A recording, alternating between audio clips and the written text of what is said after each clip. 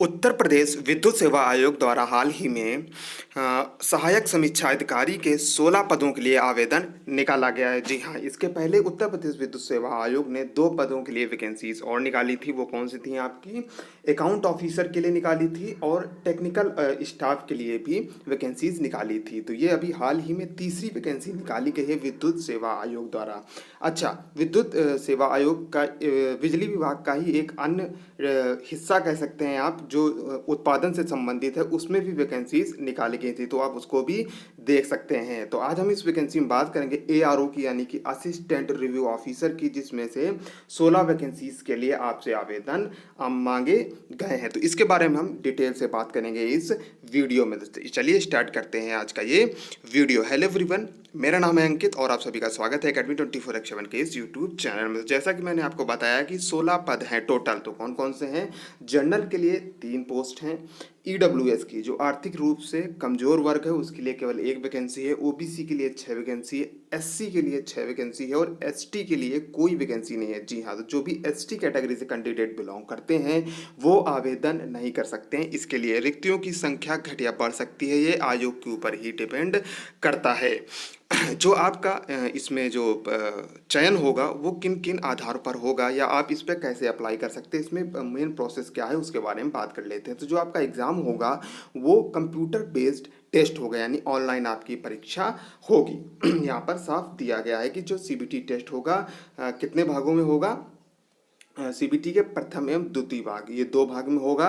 एक में तो आपका जो लिखित परीक्षा होगी और दूसरे में आपका टाइपिंग होगा, उसके बारे में हम आगे डिटेल से बात करेंगे। और नॉर्मलाइजेशन किया जाएगा आपके दोनों ही भाग में। यहाँ पर आप वेतनमान लिखा हुआ है वो आप देख सकते हैं। यहाँ पर आप कैसे कैसे आवेदन कर सकते हैं, उसके लिए क्या जरूरी है, जैसे कि राष्ट्रीयता क्या होनी चाहिए, आप इंडियन होने चाहिए, ये सभी आपके पास योग्यताएं होनी चाहिए। आपकी एज कितनी होनी चाहिए? तो आपकी एज 21 वर्ष से लेकर के 40 वर्ष के मध्य होनी चाहिए। अगर आप रिजर्वेशन कैटेगरी से बिलोंग करते हैं, जैसे कि एससी एसटी ओबीसी, तो उसके लिए आपको रिजर्वेशन भी दिया जाएगा और उसके लिए आपको उम्र में भी या एज में भी आपको छूट दी जाएगी। तो मैंने आपको जो जरूरी अहर्ताएं बताई, यानी कि जो आपको बेसिक क्वालिफिकेशंस हैं वो आपके पास क्या होना चाहिए? आपके पास ग्रेजुएशन होना चाहिए, किसी मान्यता प्राप्त विश्वविद्यालय से स्नातक की उपाधि होनी चाहिए और कंप्यूटर पर हिंदी टंकण में न्यूनतम 30 शब्द प्रति मिनट की गति अनिवार्य है। यानी कि जब आप लिखित परीक्षा पास कर लेंगे तो आप उसके बाद आपको कंप्यूटर टेस्ट के लिए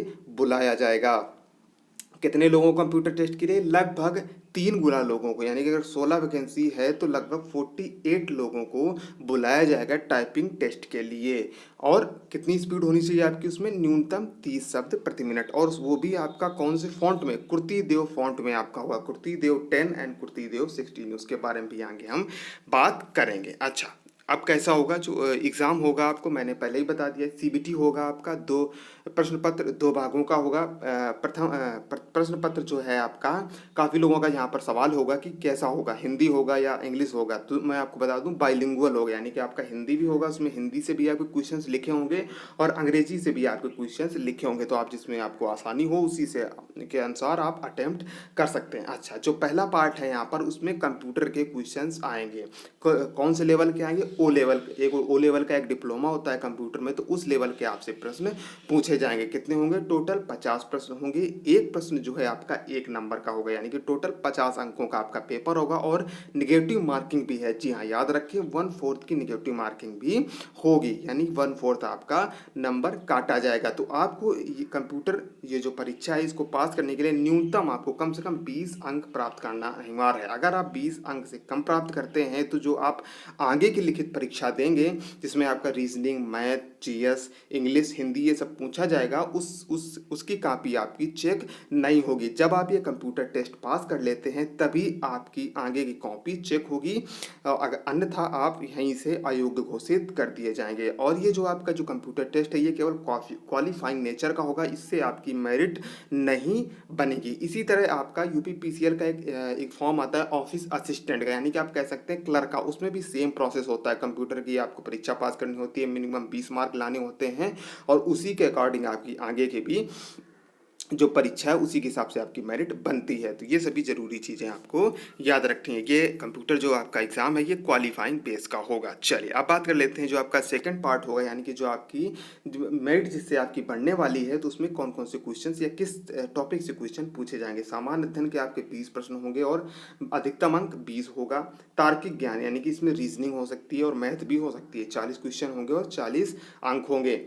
जो आपका हिंदी और अंग्रेजी का लेवल है वो इंटरमीडिएट लेवल का होगा, या फिर यूँ कहें कि जो जीएस के लेवल का होगा या रीजनिंग का या मैथ का लेवल होगा वो भी आपका एक अच्छे लेवल का एग्ज़ाम होगा, अच्छे लेवल के क्वेश्चंस होंगे। तो हिंदी का जो आपका क्वेश्चन है उसमें 70 क्वेश्चन आएंगे और मैक्सिमम मार्क 70 होंगे, और जो अंग्रेजी होगा उसमें भी आपके 70 क्वेश्चन आएंगे और मैक्सिमम मार्क 70 होंगे, यानी कि टोटल अगर आप करेंगे तो 200 अंक का आपका पेपर होगा और इतने ही आपके क्वेश्चंस होंगे।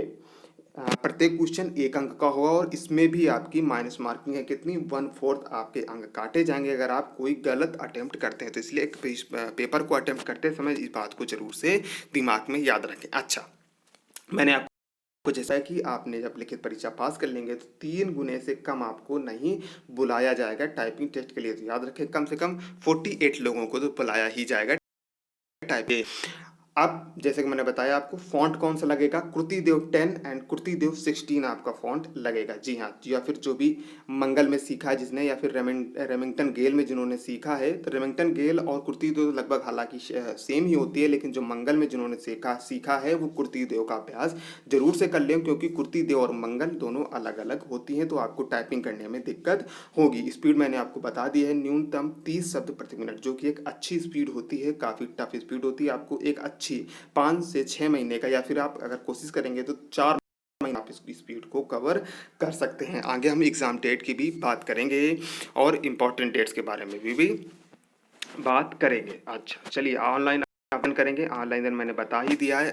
आयु सीमा में छूट वो भी मैंने आपको बता दिया है। जो SC ST या फिर OBC के जो नॉन क्रीमी लेयर के कैंडिडेट हैं, उत्तर प्रदेश के मूल निवासी को अधिकतम आयु सीमा में 5 वर्ष की छूट मान्य होगी। चलिए आगे बढ़ते हैं और देखते हैं आपको फीस कितनी देनी होगी, यानी कि आवेदन शुल्क आपको कितना देना होगा, जो कि नॉन रिफंडेबल है। आप किसी तरीके से इसको वापस नहीं मांग सकते हैं। जो SC और ST कैंडिडेट हैं उनको 700 रुपये देने होंगे, और जो SC हैं जो जनरल हैं, जो OBC हैं, नॉन क्रीमी लेयर हैं या फिर EWS हैं, उनको 1000 रुपये देना होगा इस वैकेंसी में अप्लाई करने के लिए आवेदन फीस के रूप में। वो भी कैसे, आप ऑनलाइन इसको डिपॉजिट कर सकते हैं।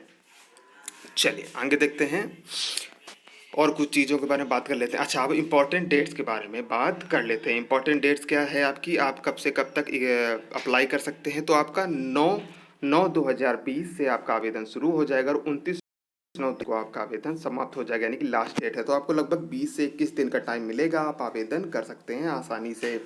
आप फीस भी जैसे ही आप रजिस्ट्रेशन करेंगे आप फीस भी तुरंत ही जमा कर सकते हैं। और बात की, मान लीजिए किसी ने अगर 29/9/2020 को फीस जमा की तो उसको 2 दिन एक्स्ट्रा मिलेंगे, यानी कि 1/10/2020 तक आप अपनी फीस जमा कर सकते हैं, डिपॉजिट कर सकते हैं। अब यहाँ पर एग्ज़ाम डेट भी दी गई है जो कि संभावित है, टेंटेटिव एग्ज़ाम डेट है, यानी कि बदल भी सकती है।